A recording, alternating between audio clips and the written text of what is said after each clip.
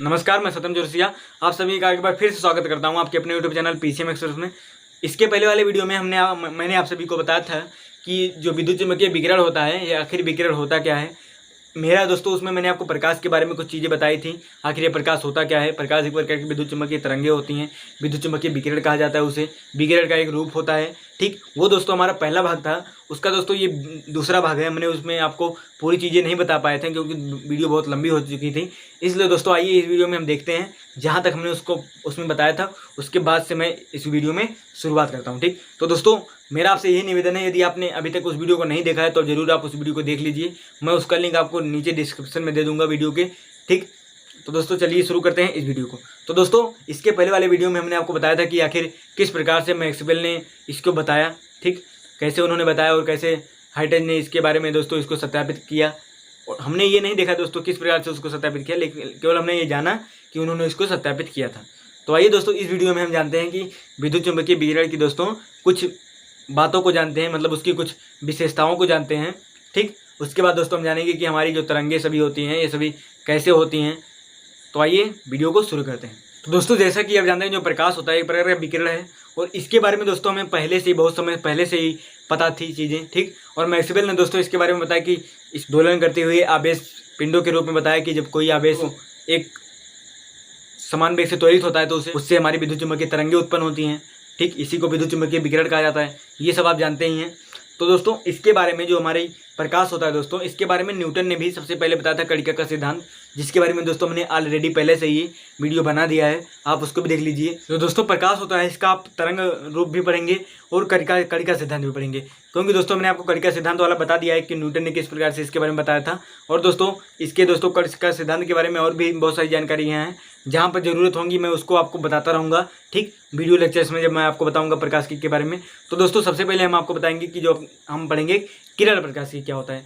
किरण प्रकाश की में दोस्तों जो तरंग के सभी नियम कानून होते हैं उसको नहीं पढ़ा जाएगा। दोस्तों हम आपको बता दें जो किरण प्रकाश की होता है इसमें आप परावर्तन, अपवर्तन, इन सभी का दोस्तों आप प्रिज्म द्वारा बनने वाले सभी कोण या मानव नेत्र, इन सभी के बारे में दोस्तों, लेंस के बारे में सभी की दोस्तों आप अच्छी तरह से व्याख्या कर सकते हैं। लेकिन दोस्तों जब आ जाता है व्यतिकरण आ जाता है या विवर्तन आ जाता है, इन सभी को दोस्तों व्याख्या करने के लिए हमें तरंग प्रकाश के दोस्तों तरंग रूप का भी उपयोग करना पड़ता है। इसलिए दोस्तों मैंने आपको ये सभी शुरुआत से ही बता दिया है, जिससे दोस्तों आपको समझ में आ जाए। उम्मीद करता हूँ दोस्तों आपको समझ में आया हो। तो ठीक है दोस्तों, आप ये सभी अच्छी तरह से समझिएगा, ठीक। जहाँ पर दोस्तों मैं आपको और बता दूँ, जहाँ पर दोस्तों मुझे ज़रूरत होगी जो चीज़ बताने की दोस्तों, यदि कुछ चीज़ें मुझसे छूट गई होंगी, हो सकता है दोस्तों कुछ चीज़ें मुझसे छूट गई हों, और दोस्तों जहाँ पर मुझे पता चलता जाएगा, जहाँ पर मुझे कुछ चीज़ें मिलती जाएंगी कि हाँ ये ज़रूरी है हम लोगों को, आप लोगों को बताना, तो उन सभी जगहों पर दोस्तों उस स्थान वहाँ पर मैं आप सभी को उसके बारे में अवश्य बताऊँगा, ठीक। आप इसके बारे में कोई चिंता ना करिएगा कि सर ने ये नहीं बताया, ये नहीं बताया। मैं आपको जहाँ पर जो ज़रूरत होंगी, यदि मैं कोई चीज़ भूला रहूँगा, हाँ दोस्तों आप कमेंट जरूर करिएगा यदि मुझसे कोई छूट गया हो कोई चीज़, ठीक। तो दोस्तों आइए दोस्तों जो हमारी प्रकाश की गति होती है दोस्तों, जो हमारी विकिरणों की जो गति होती है, ये तो दोस्तों बहुत जटिल इसकी है। लेकिन दोस्तों इससे रिलेटेड आइए कुछ हम बातों को जानते हैं जो दोस्तों बहुत ही महत्वपूर्ण होती हैं आपके लिए। तो देखिए जो दोस्तों हमने आपको बताया जो विद्युत चुम्बकीय विकिरण होती हैं, हमने आपको बताया था कि जो विद्युत चुम्बकीय विकिरण होती हैं ये आखिर इसको विद्युत चुम्बकीय विकिरण कहा जाता है, ये सब मैंने आपको बता दिया था अच्छी तरह से। तो आइए दोस्तों इस वीडियो में बात कर इसके कुछ गुणों के बारे में बात करते हैं। तो विद्युत चुम्बकीय विकिरण के गुण, ठीक। तो दोस्तों इसमें हम इसके कुछ गुणों को जानेंगे, ज़्यादा गुणों को हम नहीं जानेंगे दोस्तों, केवल कुछ ही गुणों को इसके बारे में जानेंगे। तो देखिए दोस्तों इसके गुणों को समझने के लिए सबसे पहले मैं आपको इसका चित्र बनाता हूँ, ठीक। आखिर जो हमने आपको बताया जो विद्युत चुम्बकीय होता है, लेकिन दोस्तों जो विद्युत बल रेखाएं जो चलती हैं, ठीक। आप कह सकते हो चुम्बकीय विकिरण दोस्तों ये किससे बना है। पहला तो दोस्तों इसका विद्युत घटक होता है ना, इसे ये दो घटकों से मिलकर बना है। पहला तो हमारा होता है विद्युत घटक ना, पहला तो हमारा हो जाता है विद्युत घटक, दूसरा हो जाता है हमारा चुंबकीय घटक। चुंबकीय घटक। तो आइए दोस्तों पहले मैं इसके चित्र को बना दूं तब आपको अच्छे से समझ में आ जाएगा। देखिए दोस्तों आइए अब बात करते हैं कि हम इसके गुणों के बारे में, ठीक। तो दोस्तों हमने आपको इसके पहले वाले वीडियो में बताया था जो आवेश होते हैं वो गतिमान होते हैं ना, लेकिन दोस्तों जो जब ये विद्युत चुम्बकीय विकिरण के रूप में गतिमान है, मतलब या विद्युत चुम्बकीय तरंगों के रूप में गतिमान है, तो जानते हैं जो विद्युत चुम्बकीय तरंग होती है उसकी जो गति होती है दोस्तों, उसकी जो मार्ग होता है वो किसी निश्चित समय अंतराल के बाद, किसी आवर्तकाल के बाद वो पुनः दोस्तों उसी मार्ग को दोहराता है। इस प्रकार से दोस्तों आप कह सकते हैं जो वो आवेश गतिमान है वो किस पथ पर गतिमान है, वो एक दोलनीय गति पर, दोलनीय पथ पर गतिमान है। तो इसलिए दोस्तों जब कोई आवेश जो होता है, दोलायमान आवेश होता है, मतलब जो दोलन करता हुआ आवेश या कंपन करता हुआ आवेश। देखिए दोस्तों आप इसमें ये समझिए कि जो इस पर जो आवेश जा रहे हैं ये दोलन करते हुए जा रहे हैं। जैसे कि हमने आपको जो समझाया था इसके पहले वाले वीडियो में दोस्तों, ऐसे जो आवेश जाते हैं ये दोस्तों ये एक प्रकार से देखिए तो दोलन करते हुए तो जा रहे हैं। दोलन का मतलब क्या होता है, जब कोई आवेश किसी स्थिति के दाएं बाएं हमेशा दोस्तों गति करता है ना, उसी को दोस्तों क्या कहते हैं, दोलनीय गति कहते हैं। तो दोस्तों देखिए ये भी एक बार दाएं मतलब ऊपर नीचे जा रहा है ना, दाएं बाएं या ऊपर नीचे आप जो भी समझिए। तो ये देखिए ये भी एक प्रकार का दोलनीय गति है। इस प्रकार से दोस्तों जो दोलायमान आवेश होते हैं, क्योंकि आवेश इसमें स्थित है, ठीक, इसलिए दोस्तों तो इसको हम विद्युत चुम्बकीय विकिरण कह रहे हैं। इसमें आवेश जरूर स्थित होगा। तो मतलब इसका अर्थ ये है कि जो ये दोलायमान आवेश होते हैं, मतलब जो दोलन करते हुए आवेश होते हैं, तो मैंने आपको पहले भी बताया था जो दोलन करते हुए आवेश होते हैं विद्युत चुम्बकीय क्षेत्र उत्पन्न करते हैं। तो देखिए जो विद्युत और चुम्बकीय क्षेत्र होते हैं इसका पहला गुण ये होता है कि ये जो दोनों विद्युत क्षेत्र घटक होते हैं या दोनों आप कह सकते हैं दोनों बनने वाली जो रेखाएं होती हैं ये एक दूसरे के लंबवत होती हैं, ठीक। जब एक दूसरे को यहाँ पर काटती हैं वो लंबवत होते हैं। जो देखिए यहाँ पर काटी हैं तो यहाँ पर भी लंबवत है, यहाँ पर जो एक बार काटा है यहाँ पर भी लंबवत है ना, तो दोस्तों यहाँ पर भी लंबवत है, ठीक। इस प्रकार से दोस्तों जहाँ पर ये एक दूसरे को काटती हैं वो लंबवत ही काटती हैं, ठीक। यहाँ पर आप ध्यान दीजिएगा। और दोस्तों एक चीज़ और आप ध्यान दीजिएगा, चाहे विद्युत चुम्बकीय घटक हो, चाहे विद्युत घटक हो या चुम्बकीय घटक हो, सभी की दोस्तों जो चाल होगी या वेग होगा या उसका आवृत्ति होगा या तरंग दैर्ध्य होगा, सभी की तरंग दैर्ध्य आवृत्ति समान ही होंगी, ठीक। इस चित्र में देखिए दोस्तों, इस चित्र में हमने लिख दिया ये जो ऊपर वाला जो लाल रंग से जो हमने बनाया है वो हमारा विद्युत क्षेत्र घटक है, और जो हमने नीचे काले रंग से जो बनाया है उसको हमने चुंबकीय क्षेत्र घटक है। चित्र दोस्तों ज़्यादा सही नहीं बन पाया, वैसे दोस्तों आप समझ जाएंगे, ठीक। दोस्तों देखिए ये एक दूसरे के लंबवत रहते हैं, ये आप ध्यान दीजिएगा, ये बहुत बड़ा इससे गुण होता है। जो विद्युत और चुंबकीय क्षेत्र होते हैं एक दूसरे के लंबवत रहते हैं, ठीक। और दोस्तों हमने आपको पहले बताया कि जो ये होते हैं विद्युत चुम्बकीय तरंगे होती हैं इनको माध्यम की आवश्यकता नहीं होती है, ये तो आप जानते ही हैं। और देखिए आइए दोस्तों इसको हम समझने के लिए जो हमने आपको बताया था सभी तरंगे होती हैं, उन सभी तरंगों को समझने के लिए मैं एक चित्र बनाता हूँ, ठीक। उस चित्र के द्वारा मैं आपको बताऊँगा अच्छी तरह से। देखिए दोस्तों जैसा कि हमारे जो प्रकाश के हमारे प्रिज्म से गुजारा जाता है तो वो 7 प्रकार के रंगों में विभाजित हो जाता है। उसी प्रकार से दोस्तों ठीक उसी प्रकार से जो हमारा विद्युत चुम्बकीय विकिरण होता है उसका भी दोस्तों 7 प्रकार की जो हमने चित्र बनाया, देखिए इस चित्र में आप देख सकते हैं 7 प्रकार के दोस्तों वो तरंगों में टूट जाता है, ठीक। आप देखते हैं जो प्रकाश होता है वो 7 प्रकार के रंगों में टूटता है, लेकिन जो हमारा विकिरण होता है ये 7 प्रकार के तरंगों में टूटता है। तो दोस्तों आइए देखते हैं उन्हीं तरंगों को बारे में हम जान लेते हैं इस वीडियो में। जैसे कि दोस्तों हमने आपको बताया था, हम आपको बताएंगे गामा तक किरणें, एक्स किरणें, ठीक, अल्ट्रावायलेट रेज, ये भी रेज हैं दोस्तों, इंफ्रारेड किरणें, ये सभी हमारी क्या है, किरणें ही हैं, तरंगे ही हैं। इन्हीं सभी तरंगों से दोस्तों हमारा जो है पूरा ब्रह्मांड है, सभी ब्रह्मांड हमारा है, ठीक। तो इन सभी तरंगों के बारे में हम थोड़ी सी जानकारी लेंगे, ज़्यादा जानकारी इसको आप आगे जानेंगे, ठीक। इसी दोस्तों कक्षा 12 में ही आगे के चैप्टर्स में आप अच्छी तरह से जानेंगे, इसमें केवल आप सभी के बारे में थोड़ा थोड़ा जान लीजिए, ठीक। आइए दोस्तों अब हम बात करते हैं सबसे पहले देखिए जो हमने यहाँ पर बनाया है, जो बीच का भाग होता है, जो हमने क्रॉस के काले रंग से जो क्रॉस कर दिया है, यही हमारा जो होता है, इसी को हम क्या कहते हैं, दृश्य प्रकाश स्पेक्ट्रम कहते हैं।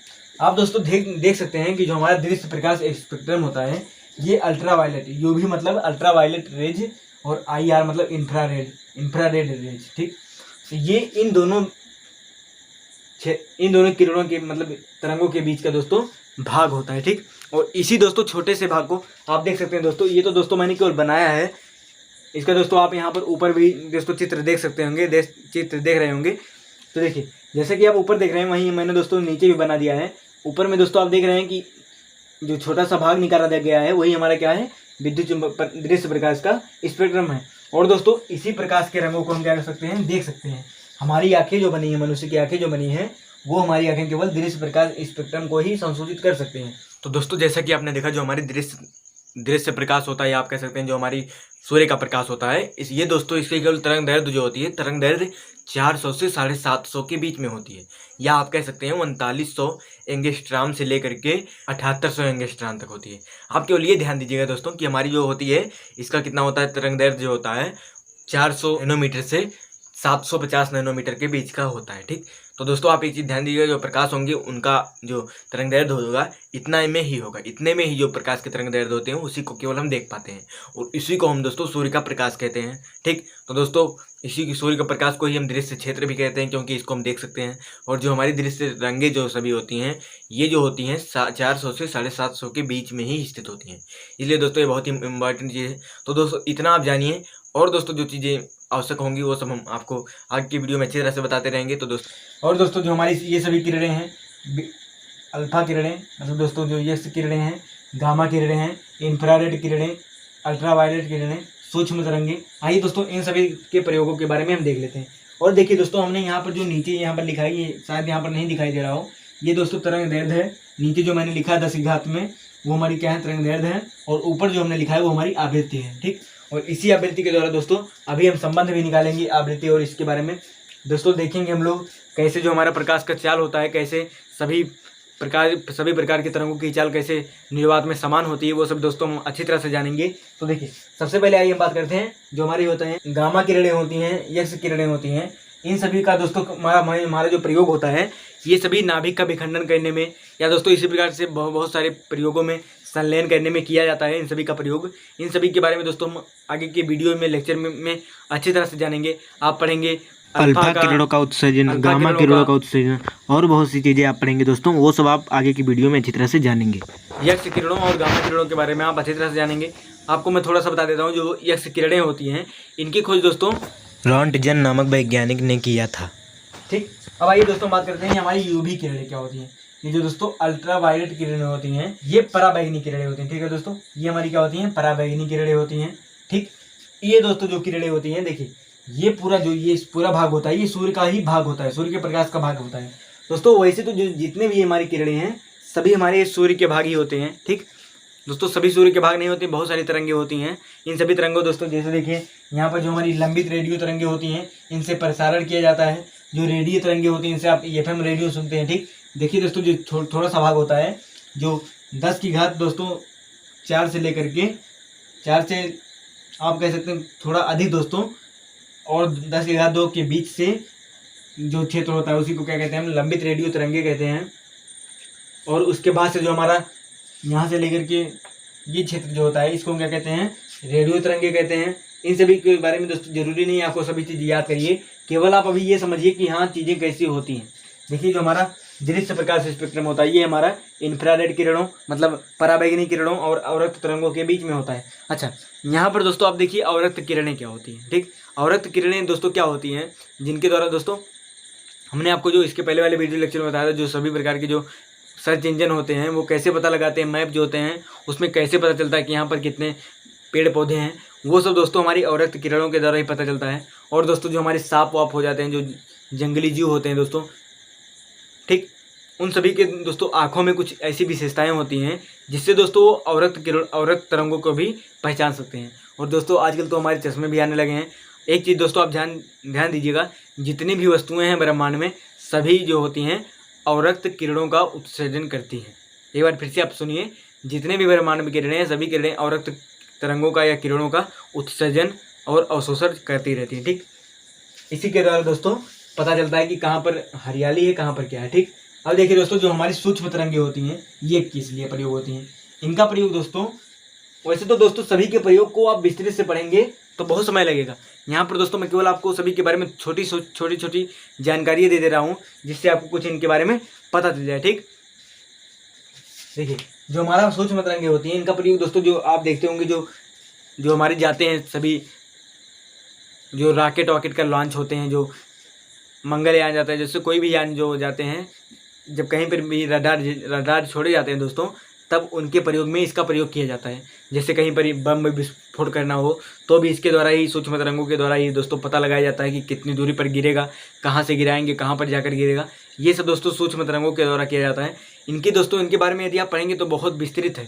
ठीक, ये तो दोस्तों मैं केवल आपको इसलिए बता रहा हूँ कि आपको एक फील हो जाए कि दोस्तों जो हमारा प्रकाश होता है कैसे होता है। ठीक दोस्तों, केवल जो हमारी आँखें होती हैं, ये केवल हमारी ये जो इतना जो छोटा सा भाग होता है, इसी भाग को केवल हम संसूचित कर सकते हैं, मतलब इसी को हम केवल महसूस या देख या समझ सकते हैं। ठीक, और दोस्तों हमारी आँखें इन सभी किरणों को नग्न आँखों से नहीं देख सकते हैं। आप इन सभी को देखने के लिए आपको अलग अलग प्रकार के दोस्तों यंत्रों का प्रयोग करना पड़ेगा, केवल आपकी आंखें इन्हीं प्रकार की किरणों को देख सकते हैं। देखिए यहाँ पर होता है हमारा 400, ठीक 400 होता है, यहाँ पर हो जाता है 750, ठीक। ये हमारा दोस्तों नैनोमीटर में होता है, ये हमारा कितना, ये भी हमारा नैनोमीटर में होता है, मतलब ये हमारे क्या है, तरंग दैर्घ्य है। यहाँ से आप देख सकते हैं जो हमारे बैंगनी रंग की जो तरंग दैर्घ्य होती है 400 नैनोमीटर होती है, और जो हमारे लाल रंग का तरंग दैर्घ्य होता है वो 700 नैनोमीटर होता है। यहाँ पर दोस्तों और आप बहुत सी चीज़ें देख सकते हैं, जैसे कि दोस्तों देखिए एक चीज़ दोस्तों और आप ध्यान देंगे कि आप दोस्तों जब भी आप इनका और इनका गुणा जब दोस्तों आपस में गुणा मतलब जब इसका मतलब तरंग दैर्घ्य का और उसकी आवृत्ति का दोस्तों जब आप आपस में जब गुणन करेंगे तब दोस्तों कितना प्राप्त होगा, हमेशा 3 × 10⁻8 ही प्राप्त होगा।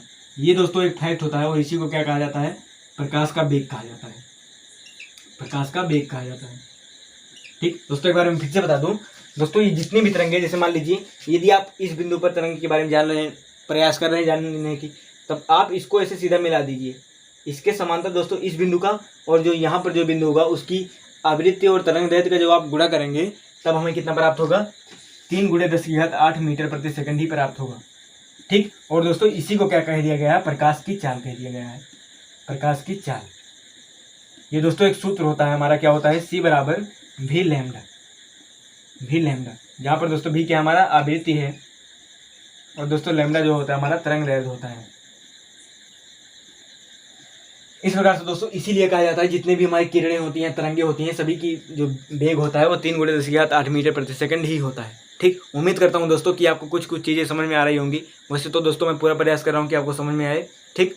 हो सकता है दोस्तों कुछ ना समझ में आया हो तो आप एक बार जरूर किताब को खोल कर देख लीजिएगा, आपको अच्छी तरह समझ में आ जाएंगी ये सब दोस्तों जो होती हैं। आप ये भी ध्यान दीजिएगा कि जो हमारी प्रकाश होता है, ठीक, वो हमारी जो UV मतलब पराबैंगनी किरणों और रक्त तरंगों के बीच में ही होती हैं। इस प्रकार से दोस्तों आप ये सब अच्छी तरह से समझिए। तो दोस्तों इस प्रकार से देखा जो हमारी होती हैं, पहले तो आपने देखा जो हमारे विद्युत चुम्बकीय तरंगे होती हैं, ये विद्युत और जो इसका विद्युत घटक होता है और चुम्बकीय घटक होता है ये एक दूसरे के लंबवत होती हैं। उसके बाद दोस्तों आपने देखा कि किस प्रकार से दोस्तों ये जो सभी जो हमारे दोस्तों ये जो आप पूरा देख रहे हैं जिस प्रकार से दोस्तों इसको हम क्या कहते हैं, इसको दोस्तों पूरा क्या कहा जाता है, इसको दोस्तों कह सकते हैं आप दृश्य स्पेक्ट्रम कह सकते हैं, दृश्य स्पेक्ट्रम। दोस्तों स्पेक्ट्रम का मतलब क्या होता है, वर्णक्रम। जो हमारा स्पेक्ट्रम है ये हमारा इंग्लिश शब्द है, इसका हिंदी जो होता है वर्णक्रम। वर्णक्रम मतलब रंगों का क्रम। रंगों का क्रम दोस्तों इसलिए दिया गया है क्योंकि जो हमारा स्पेक्ट्रम लिया जाता है इसलिए लिया जाता है, ये दोस्तों हमारे केवल सूर्य के प्रकाश का स्पेक्ट्रम है, ठीक। ये आप कह सकते हैं दृश्य प्रकाश का स्पेक्ट्रम है। और दोस्तों ये जो हमारे सभी प्रकार की तरंगे होती हैं इनका भी स्पेक्ट्रम होता है। यहाँ पर एक फैक्ट ये है कि जितने हमारे दृश्य प्रकाश होते हैं 7 प्रकार के रंग होते हैं और 7 प्रकार की तरंगे भी होती हैं। कौन कौन सी तरंगे, गामा किरणें, ठीक, एक्स किरणें, यूवी तरंगे या यूवी किरणें, इंफ्रारेड किरणें, सूक्ष्म तरंगे, रेडियो तरंगे। रेडियो तरंगे में एक FM आता है और एक AM आता है। AM का दोस्तों फुल फॉर्म मुझे नहीं पता है, आप इसको सर्च कर लीजिएगा। लंबित रेडियो तरंगे, इन सभी तरंगों को दोस्तों होती हैं, ठीक। एक चीज़ और आपने देखा कि यदि आप किसी भी पॉइंट पर दोस्तों यदि आप उसके तरंग दैर्घ्य को और उसकी आवृत्ति का गुणा करेंगे तो कितना प्राप्त होगा, हमें 3 × 10⁸ मीटर प्रति सेकंड होगा। और हमने एक सूत्र का भी निगमन किया, C = V लैम्डा, ठीक। ये सब दोस्तों आप अच्छी तरह समझ जाइए। इस सूत्र का दोस्तों निगमन कैसे हुआ ये तो हम इस वीडियो में नहीं जानते हैं, जानेंगे। इस वीडियो में केवल आप जान लीजिए C = V लैम्डा होता है। जहाँ पर इसके निगमन का मुझे लगेगा कि आपको बता दिया जाए तहाँ तक मैं दोस्तों आपको अच्छी तरह समझा दूंगा, ठीक। तो दोस्तों ये थी दोस्तों कुछ जरूरी बातें विद्युत चुम्बकीय विकिरण के गुणों के बारे में। एक चीज़ दोस्तों आप ध्यान दीजिएगा, जितना भी मैं दोस्तों विद्युत चुम्बकीय विकिरण के गुणों के बारे में आपको बताया हूँ वो सभी दोस्तों हमारे प्रकाश के लिए लागू होंगी, क्योंकि जो हमारा प्रकाश होता है ये भी एक प्रकार का विद्युत चुम्बकीय गुण ही होता है, विद्युत चुम्बकीय विकिरण ही होता है। और केवल प्रकाश के लिए नहीं दोस्तों, जितने भी तरंगे हैं या जितने भी स्पेक्ट्रम के जो हमारे विद्युत चुम्बकीय स्पेक्ट्रम के जितने भी तरंगे हैं उन सभी के लिए दोस्तों ये सभी नियम और कानून लागू होंगे। तो दोस्तों ये आपने देखा कि किस प्रकार से जो होता है विद्युत चुम्बकीय विकिरण का तरंग रूप में, ये सब दोस्तों जो हमने एक्सप्लेनेशन इसका किया ये हमने तरंग रूप में किया है, ठीक। और दोस्तों जो हम पढ़ेंगे प्रकाश की में वो दोस्तों हम किरण प्रकाश की पढ़ेंगे, उसमें केवल हम कण के रूप में मानेंगे। वैसे दोस्तों जो हमारे प्रकाश की होंगे आप 2 प्रकार के प्रकाश की को पढ़ेंगे, एक आप पढ़ेंगे किरण प्रकाश की और एक आप पढ़ेंगे तरंग प्रकाश की। तो किरण प्रकाश की क्या होता है, उसमें दोस्तों न्यूटन का कणिका सिद्धांत होता है उस प्रकार से होता है, और इसमें आप, ठीक। तो वो तो दोस्तों उसका भी वीडियो मैंने बना दिया है। तो आप मैं उम्मीद करूँगा दोस्तों आप न्यूटन के गॉड के सिद्धांत को और ये वीडियो और इसके पहले वाले वीडियो को, इस दोनों वीडियो को आप जरूर देखिए। तभी जो दोस्तों मैं आगे के वीडियो जो बनाऊंगा प्रकाशिकी वाला दोस्तों, अब जा करके दोस्तों मैं प्रकाशिकी किस चैप्टर का वीडियो आपको दूंगा, तो आप जरूर देखिए दोस्तों। उस समय को आपको अच्छी तरह समझ में आएगा। ठीक, तो दोस्तों इसमें यदि आपको कोई डाउट हुआ हो, यदि आपको कोई परेशानी हो तो आप जरूर कमेंट करिए। यदि आपको दोस्तों ये वीडियो अच्छा लगा हो तो वीडियो को जरूर लाइक करिए, अपने दोस्तों के साथ शेयर करिए दोस्तों।